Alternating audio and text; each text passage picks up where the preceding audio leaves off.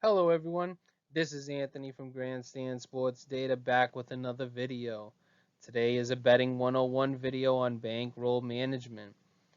In this video we will discuss the importance of bankroll management, how to make your bankroll last, and why it is important to manage.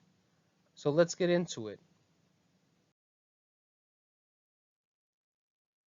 As we showed in our video how to pick your sports bets, we showed the categories of a sports bettor and that we have to exercise these muscle groups in order to improve in the handicapping world.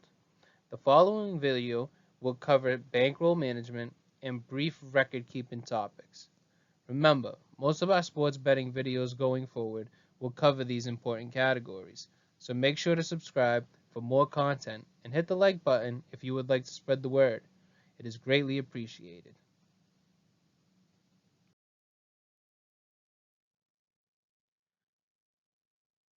First, we're going to start with bankroll. What is a bankroll? A bankroll is a set amount of money for a set amount of time. Some bettors may have one big bankroll and place bets on all major sports, while another bettor may place bets on all major sports and have a bankroll for each sport. Whatever your preference is, make sure it can be tracked and evaluated. How do you track and evaluate? Easy, to always set aside allocation days or assessment days. These days are used to update your finances and to adjust the betting plan. We will dive deeper into these topics in the upcoming slides, so make sure to pay close attention. Most importantly, you should always, and I mean always, only bet money that you are willing to lose. It is called gambling for a reason, and if you don't assume you will lose all your money, you'll be hit with a harsh reality.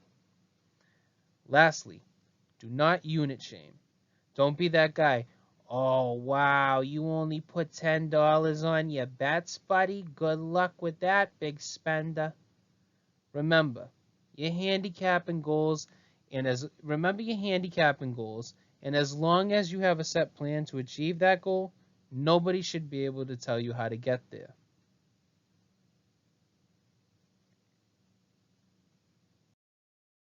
Steps to managing your bankroll. What are the necessary steps in managing and making sure your betting budget lasts without additional deposits? You must be intentional.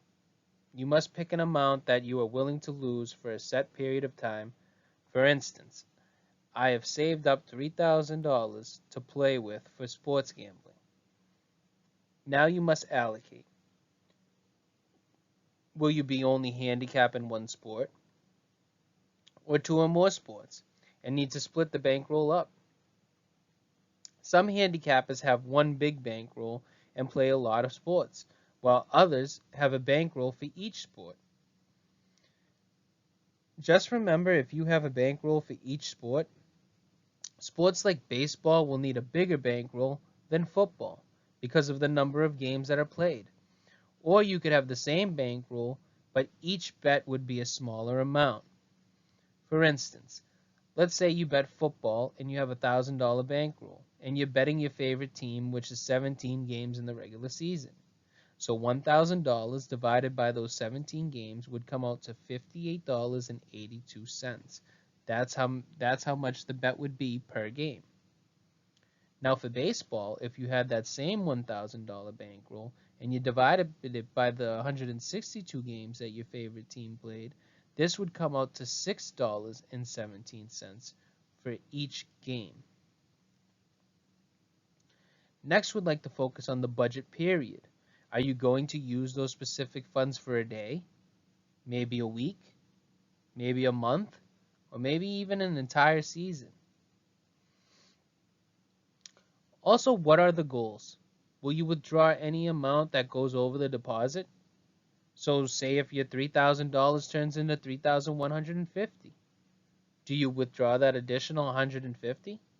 Or will you use that to increase your bankroll and deposit more funds over time? Finally, you must set assessment days. Assessment days will help you understand your performance and make adjustments to make you more efficient as a sports bettor.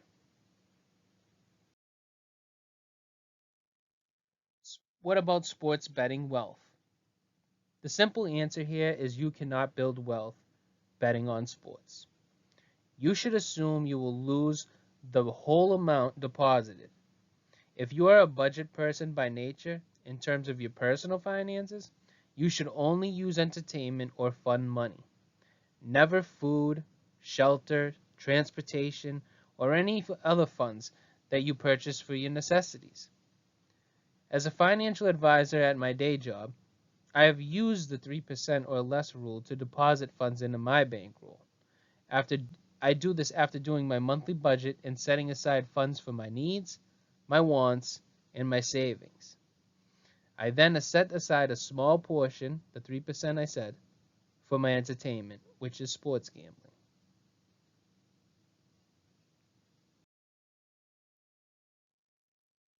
What are your goals? So first and foremost, you must set financial goals. Know your why. Are you doing this for money? Are you doing this for fun? Or do you think you have an expert level of sports knowledge, like almost the rest of us? No matter the reason, you must set realistic goals that are smart. And by smart, we don't mean intelligent. That should already be assumed. Smart means specific, measurable, achievable, relevant, and time specific. An example would be I want to have at least an 8% return or an 8% rate of return this NFL season. Is this goal specific? Yes, because there is a real number attached to it. They want an 8% rate of return. Is it measurable? Yes, as long as you keep track of your rate of return over the season, it is measurable. Is it achievable? It will be difficult because it's hard to win money over the long term in sports gambling, but it is achievable. Is it relevant to you? Yes, because it's your goal. And it's not some tout that's trying to sell you a system that will make you an overnight millionaire. And finally, is the goal time specific? Yes, because your result can be evaluated at the end of the NFL season. A goal that is not smart would be, I want to make lots of money in sports betting. Well, duh. So does every Tom, Dick, and Harry that's on the street.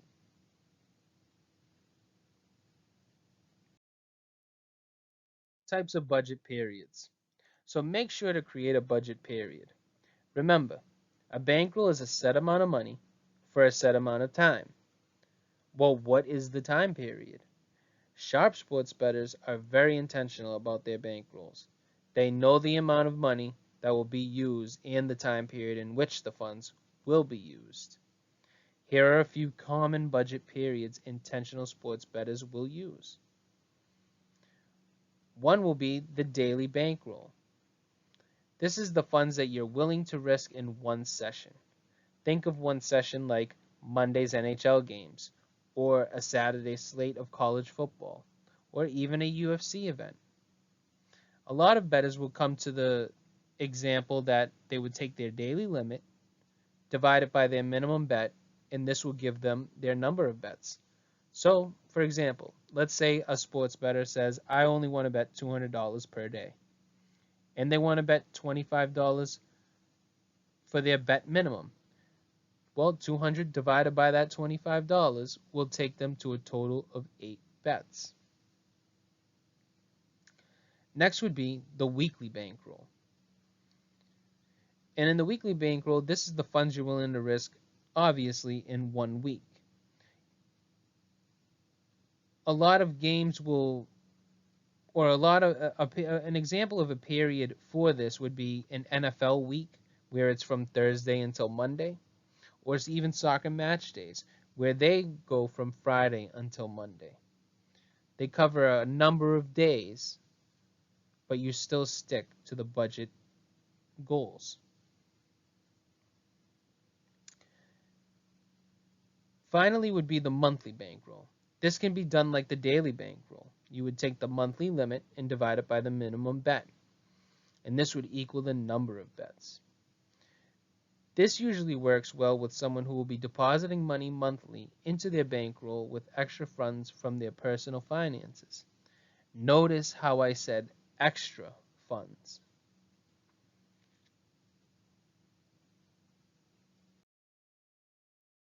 Tracking your bankroll.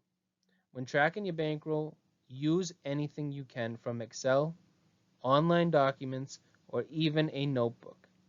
You must include on the tracking document the bankroll amount, time period, and all the days you will assess your progress. Assessment days should be placed far enough apart to evaluate your performance. Betting and handicapping should be held at a minimum on these assessment days. Use assessment days to ask yourself the following questions. How well did you stick to the bankroll budget? What financial results and betting performance occurred in this time period? What is the current overall financial position? And do I need to adjust my bankroll? Please remember, these assessment days should be placed far enough to gather good data. And also, you should never adjust your betting amounts on non-assessment days. These are very crucial.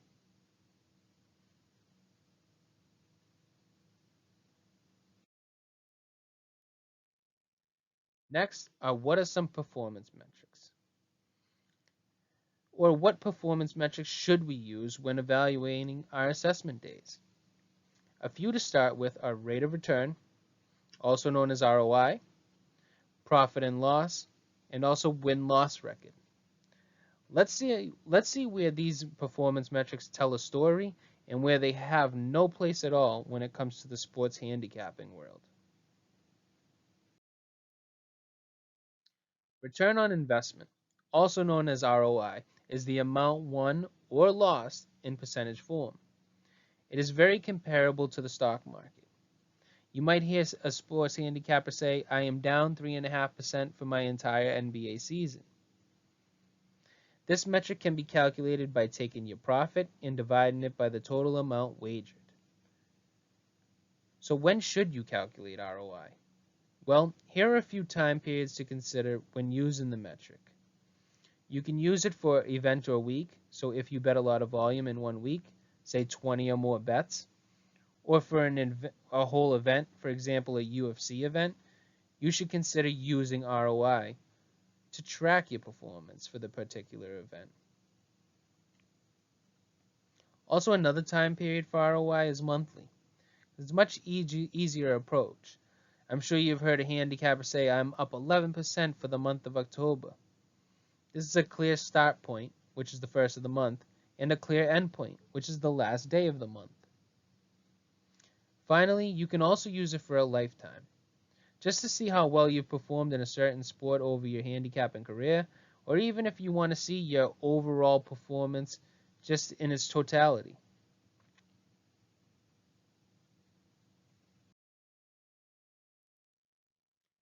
So here are some of the pros and cons when using return on investment as a performance indicator. The pros are it's useful to determining how well you're doing regardless of your one bet size, bet type, or your total number of bets. It can show if you're betting too much or betting too little. Also, it will show you if you're selecting the right types of bets, and it's very useful for using as a performance metric when it comes to medium and long term. So on the flip side of the coin, some of the cons are you need a big enough sample size. If you're only doing like 10 plays and you try to measure your success in terms of rate of return, you'll come out with an accurate number, but will it tell the full picture? That answer is no. Also, rate of return doesn't tell you the exact dollar amount on how much you're up or how much you're down. And finally, it also won't tell you how liquid you are in terms of your finances when it comes to your bankroll management. Next is profit and loss. This tells you where you stand overall. It's the amount won or lost in profit form. To find this metric, you simply add up the result of each bet making sure to always include the vig. So you might see an example where you bet $11 and you wagered it on a minus 110 odds. And say you won, and you won $10, which is a profit of plus 10. If the same bet loses, you are at a loss of minus 11, and that would be your profit form. So if you lose, you're a minus 11. If you win, you're a plus 10. This metric should be used for all variables and reviewed during assessment days. It will indicate whether you are betting too much or betting too little on a particular variable. So it will also show you clear-cut results in terms of your financial position. With ROI, all you get is a percentage and not a dollar figure, where here, you'll get the dollar figure.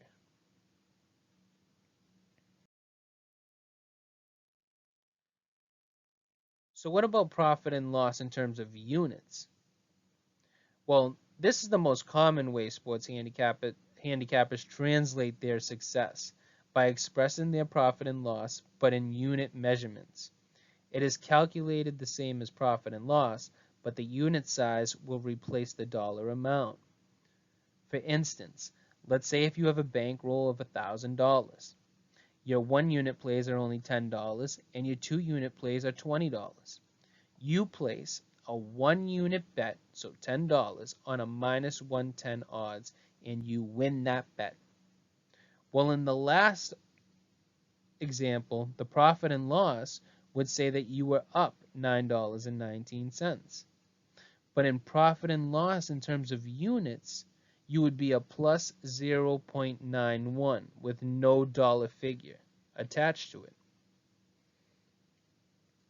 This unit betting helps understand the bet size and understand the confidence level for a bet. For instance, some handicapper will feel more confident in a selection than another and place more units, like 2 or 3 units, on a play. Remember, every bettor's unit size is different. Go ahead, everybody. Insert your favorite perverted joke here after me saying whose unit size is different. Every unit size is different. So just look at 1 unit as the minimum amount wagered on one singular bet.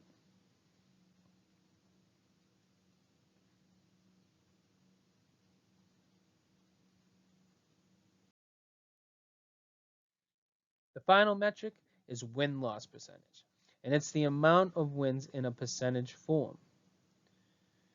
So the equation for this is your winning bets divided by your total bets, and then multiply that result by 100 to find your win percentage. A win-loss record is a very basic way of identifying whether you are picking winners or losers. They are only useful when you bet the exact same amount at the exact same odds every time, which is extremely rare. But does that mean you shouldn't use this metric? Absolutely not. Keep track of your win percentage for similar odds bets. So for example, what's your win-loss record on minus 110 bets? Well, you would know from minus 110 bets, if you translate that into percentage form, you would need 52.4% to break even. Whereas on minus 120 bets, you would need a 54.6% win percentage to break even.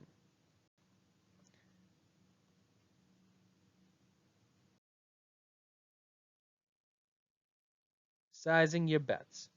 So since we covered the steps to managing your bankroll and the measurements to track your progress, next we will ask the question, how will you size your bets to keep a long-lasting bankroll? To find that answer, we will touch on different approaches a handicapper can use to know how much to bet and the proper ways to adjust.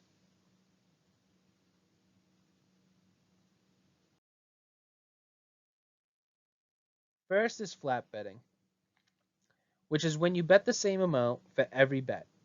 Most gamblers will tell you that using 1% to 2% of your bankroll will make the most sense, and never bet more than 10 bets in one session. Limiting your bets per session will minimize your risk of ruin. It will help you preserve your bankroll and make it easier to evaluate on your assessment days.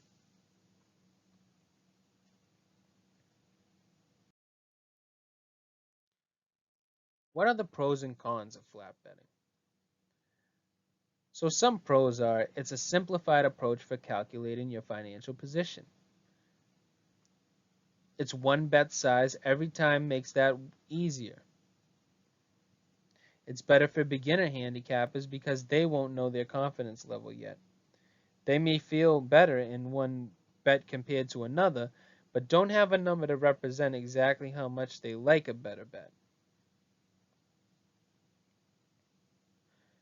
Tracking your plays over time will help you identify these metrics in the long run. Also, this is easily combined with other strategies that we will get into later. Some of the cons here is you will need to win at a higher or constant rate. For example, a bettor who does confidence picks, goes 1 for 3 for the day on minus 110 bets, can still have a winning day if his one winner was a 5% play and his 3 losers were a 1% play. Next is its slow bankroll growth. Once you identify your confidence levels for your picks, your bankroll will grow at a much faster rate. And then finally, it's the psychology. It takes discipline when you're on a losing streak to not increase the bet size and chase your losses. Remember, even the best bettors in the world go through many losing streaks. Stick to the plan and just ride the waves. Never chase your losses.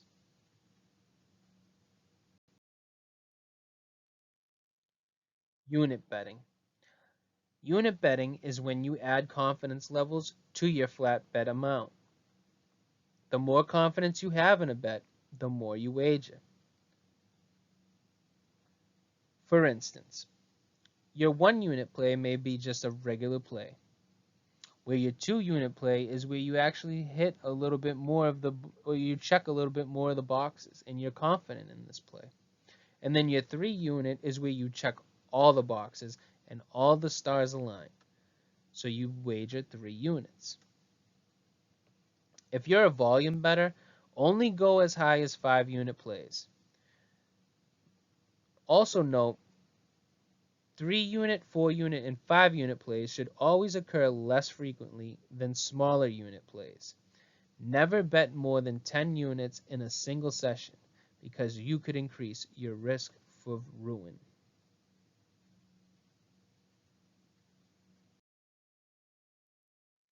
What are the pros and cons of unit betting? So some pros are, it's efficient bankroll growth. If the plan gets executed like it is drawn up, and your win percentage increases as the units increase, that will result in efficient bankroll growth. Another advantage is unit betting is a simple approach to record keeping. It's one step more difficult than flat betting, but still very simple. Lastly, it translates betting information to other handicappers without putting a specific dollar amount. Every handicapper will understand when you say, I put 1 unit on the Dolphins money line and 2 units on the Hurricanes to cover this weekend. Some cons to the unit betting are, just as the unit betting strategy can maximize your growth, on the flip side, it can kill your confidence on days when you go 3-1 and still had a losing day. Wait, how does that work? Well, let me give you an example. You could bet 3 1-unit plays and they all hit, while your only one loss was a 5 unit play, and that lands you in the red. Finally, if you don't stick to your assessment days to the T and adjust your units according to your bankroll could diminish quickly, or you could be missing out on maximum growth. Think about it like this. If you're on a hot streak and you skip your assessment day, you're missing out on increasing your unit sizes because your total bankroll has grown. On the other side of that, if you are on a losing streak and you don't adjust your unit sizes accordingly, you could be risking too much and increase your risk of ruin.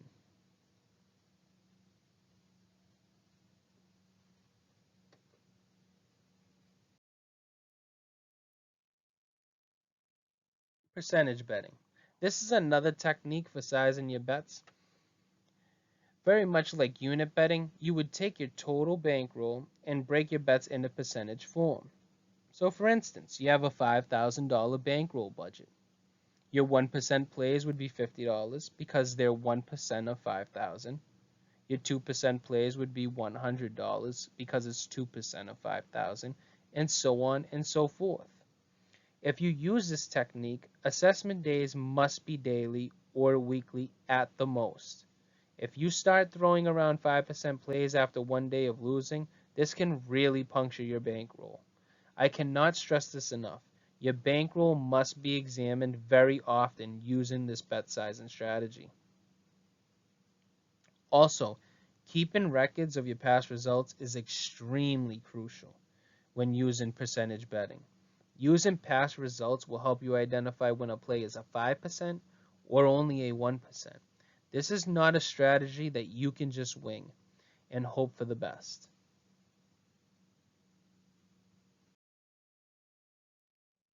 The final strategy, and probably the most notable to longtime handicappers, is the Kelly Criterion. The whole premise behind the Kelly Criterion is to maximize the profit from each bet. Here is the formula.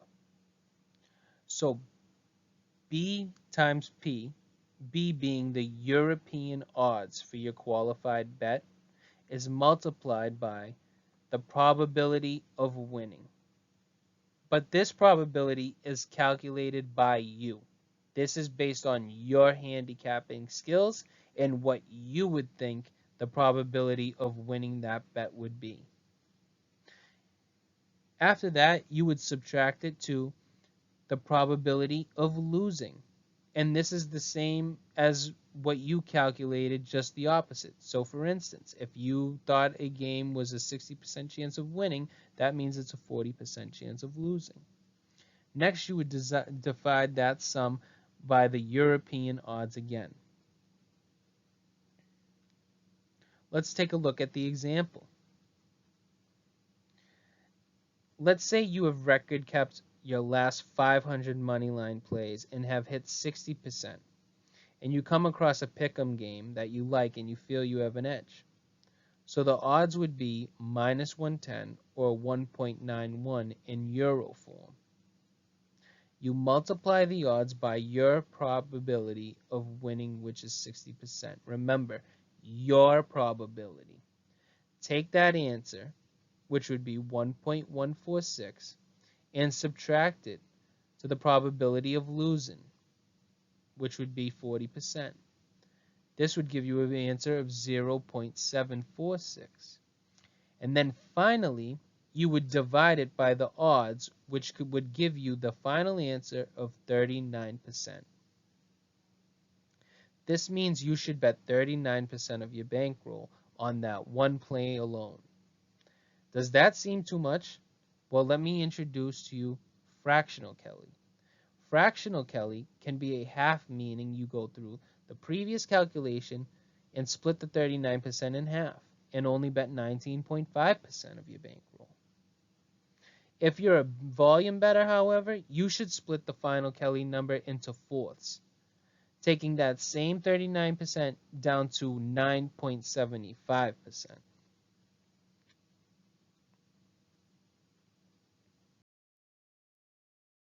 So what are the pros and cons of the Kelly Criterion? Some pros are it's the most optimal way to build your bankroll. You're betting the most efficient amount compared to your confidence level.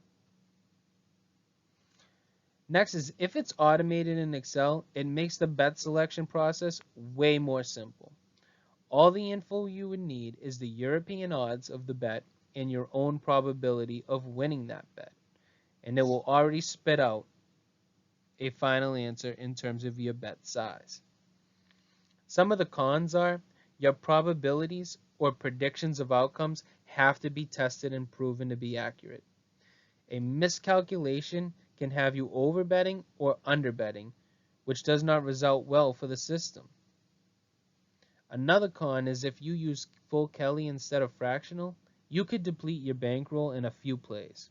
For example, you have selected 4 bets this evening, and they all come out to 25% edges. Used in full Kelly. So you go ahead and bet 25% of your bankroll on each of the plays, and you go 0-4. Your bankroll's gone. It's toast. And trust me, if you think you're going 0-4 in one night, if you don't think you're going 0-4 in one night, you're in for a rude awakening. Even the best handicappers in the world go on cold streaks worse than that.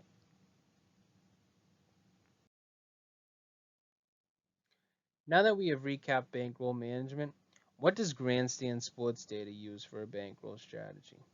Well, let's take a look back at the steps to bankroll management and walk you through our process. First, how do I save for our bankroll? I save a percentage of my personal finances that is strictly play money each month and move it to a high yield savings account. Some months this may be $50 or it could even be $500. The point is, it's play money. The money I can afford to lose after all my necessities, all my wants, and all of my savings have been put aside. Second is how do we allocate our bankroll? I use a $5,000 bankroll for all sports, and I split it among 5 different sports books. If you look below, this is how you would almost always see my accounts on the first of each month. Give or take like a couple $100 from the high yield savings account. So as you can see, the high yield savings account is put to the side. This is used for my personal finances. I'll usually have, like I said, I'm a financial advisor in my day job, and I'll usually have a high yield savings account and have savings buckets for travel, family activities, cars, sports betting, all the fun stuff. So that way it's actually making somewhat of a return. So even when I am having a poor sports betting month, I'm actually still, I'm either making up for those losses, or if I'm actually having a winning month in terms of sports betting, I'm actually piling on to the winning. Then as you can see, I have all of my outs. And all of my outs are basically your betting accounts. This is so I can do my odds shopping. So I split my money evenly for my $5,000 bankroll into these 5 sports books, $1,000 each.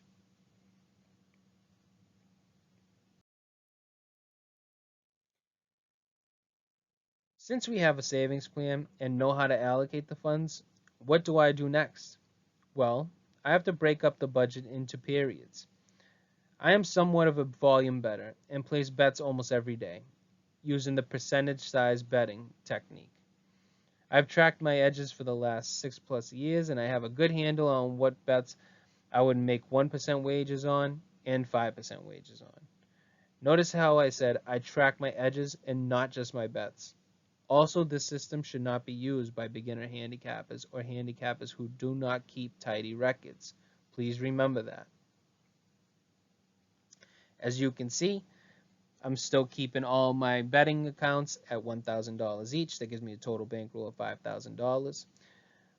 On the right side would be my percentage plays and my bet size. So as you can tell, a 1% play, 1% of 5,000 would be a $50 bet. I usually use 1% bets on bets like futures. That's where it's most common for me to use it. I don't really use it on everyday plays. I'll get to those. 2% plays are people who I tail, or say if I know of other handicappers that give me advice on a sport that I'm not tracking. So I don't track much or handicap much in boxing. So if one of my buddies who is a good handicapper in boxing says, hey, Anthony, look out for Canelo, inside round 7, this is a good number here, I will put a 2% play on that. Now, 3% plays, this is my everyday wager. It's my floor wager, as you would say. It's the minimum bet amount I would put on a game. So say if I had 5 bets that I liked in a day, they usually start out as 3% plays. Now with those same 5%, as I go into my deep handicapping system, or handicap and evaluation, I would call it, if the more they start checking more boxes, they start turning into 4% plays. And if they check all the boxes, they start turning into 5% plays. Just know that out of all my plays, I want to say that out of all the plays I do, I want to say 80% of them, that might be a little high. Maybe 70% of them are 3% plays, where 20 will be 4% and 10 will be about 5%.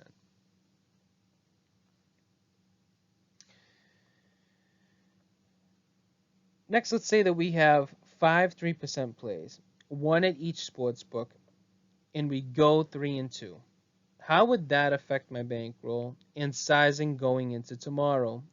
Let's just say that all of these bets are at minus 110 odds. So I basically want to just paint on an illustration and walk you through a way of how we would do this.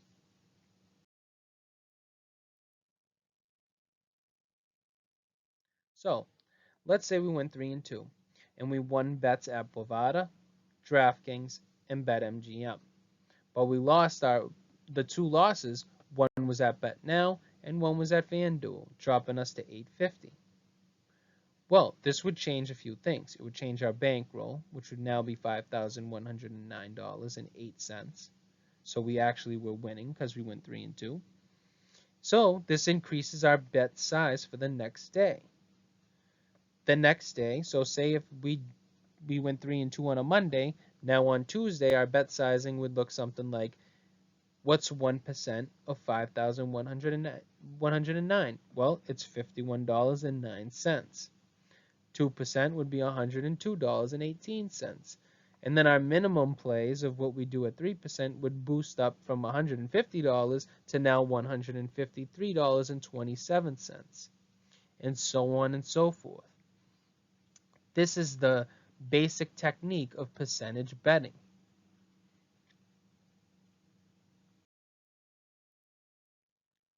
Next, we'd like to go over what some of my goals are as a bettor. Remember, we had to set SMART goals. Our SMART goal is always to have a positive rate of return at the end of the month. That's my goal.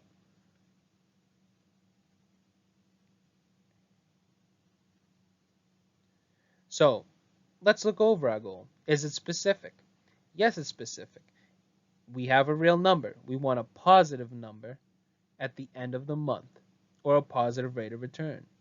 Is it measurable? Yes. We track our bets almost every day,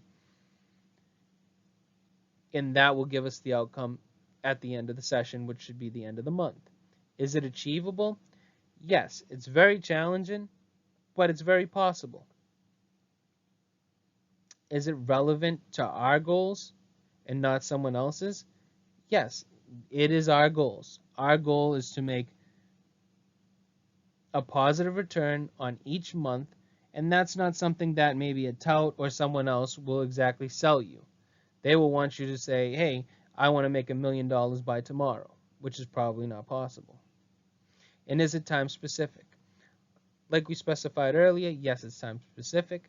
We would check at the end of the month to see if we became a positive rate of, or if we have a positive rate of return.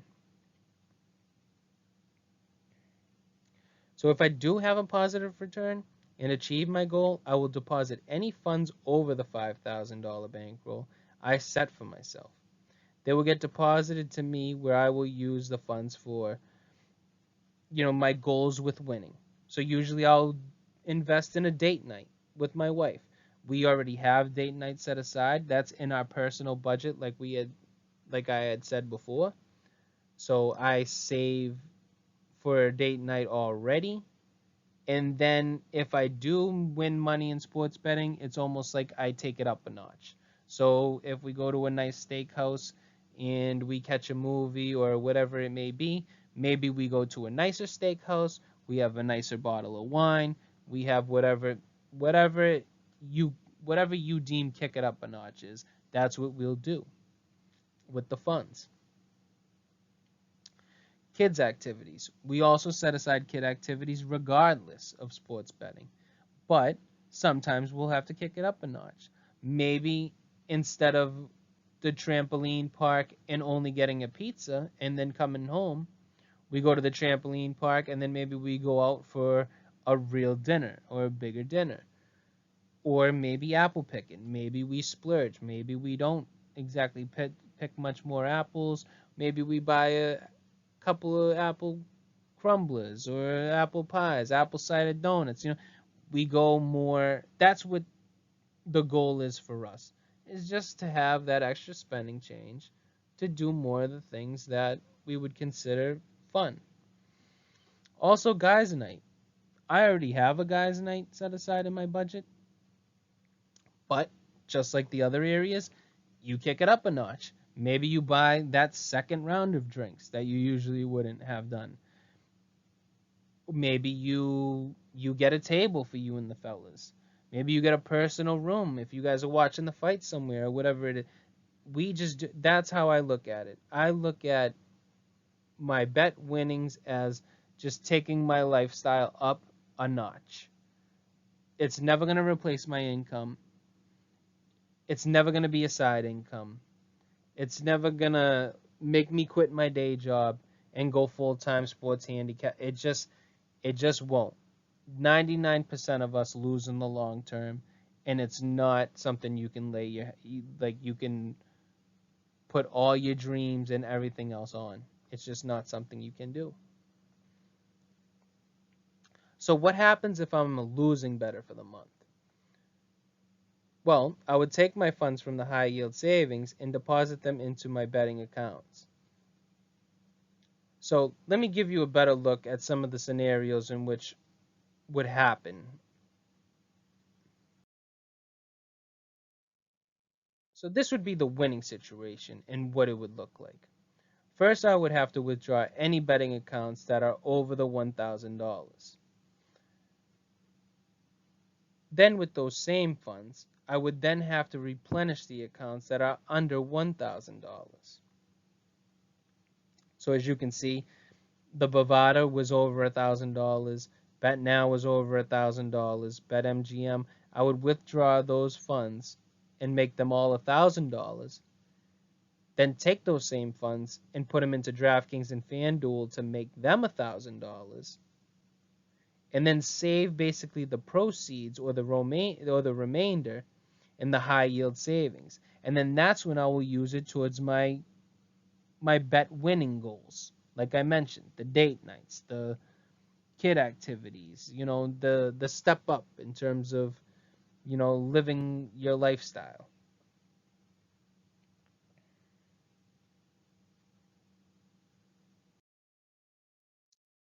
Now here's the losing situation. It would look a lot like this. First, I would have to withdraw any bet accounts that are over $1,000. So this happens more than you think. You will still win in maybe like one or two sports books, and you'll have a positive return, whereas you have a negative return over the sum of all accounts. So you would withdraw anything that's over $1,000, or I would withdraw anything that's over $1,000, and I would just deposit it into my high yield savings account. Then from there, I will start replenishing all the accounts. So once I take the proceeds from the bet now, make that 1,000, I'd put it in the high yield, and then from there, I would kick out everything one by one. So that $50 to Bovada, that $55 to DraftKings, and so on and so forth to make everything 1,000. This would bring the high yield savings down. So this would basically show a dent in my high yield savings in that I had negative return for the month.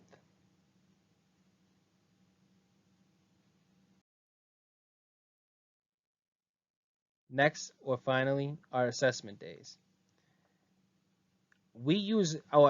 I use a monthly approach.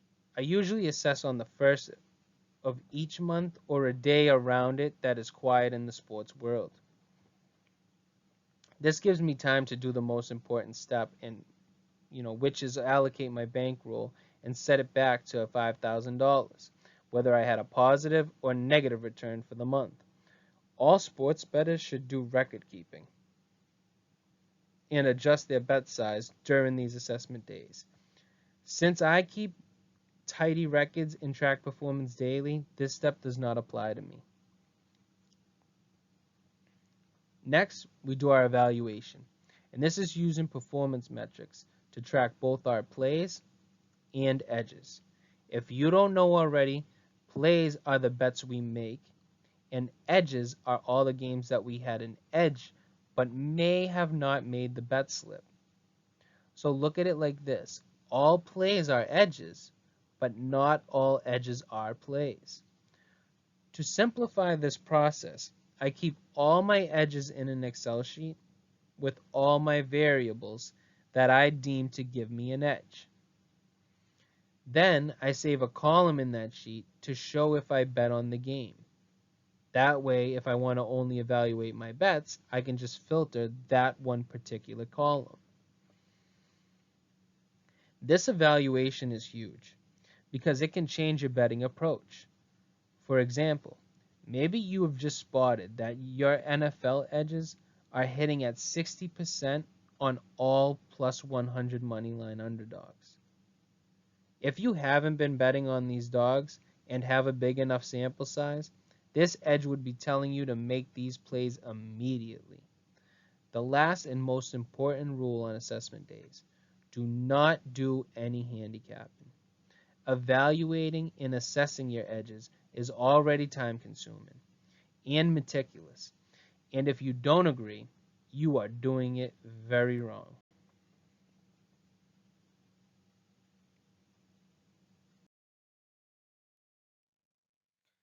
As always, I'd like to thank you guys for watching. If you like this content and would like to see more, make sure you subscribe. And also hit the like button so the YouTube algorithm can work its magic in assisting to beat the bookies. Also, make sure to share with a friend if they enjoy the same content as you. And finally, comment down below on any bankroll strategies that you may use or help you beat the bookmaker. Thank you again, and see you in the next video.